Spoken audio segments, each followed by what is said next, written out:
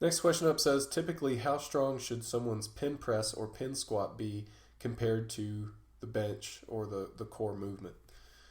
Despite a limited range of motion, I find I'm stronger in the full range of motion than I am in the partial.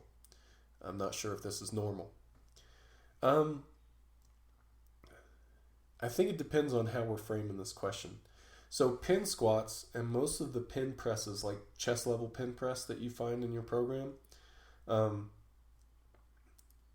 most people are going to be a bit stronger in the full range of motion than they will be in either one of those, because those are typically full ranges of motion without any sort of stretch reflex.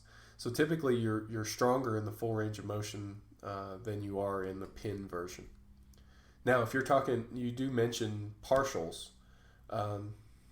So there are partial pin presses. We'll say pin press mid-range.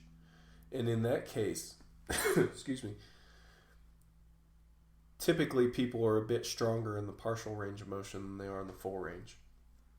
It doesn't necessarily tell you anything or give you any sort of indication for weaknesses. It's nothing meaningful that if you're not in that situation. So if your partial range of motion is not as strong as your full range of motion, it's not necessarily meaningful. That's just you, and that's why the program's auto-regulated.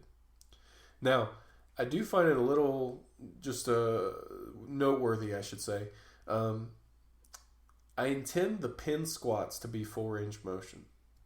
I want you to set the pins at the bottom of your squat, or as close to that as you can reasonably get.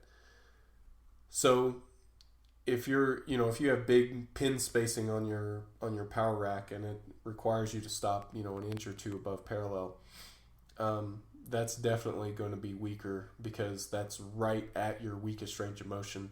Plus you're taking away any sort of momentum and stretch reflex that you would normally have in that position.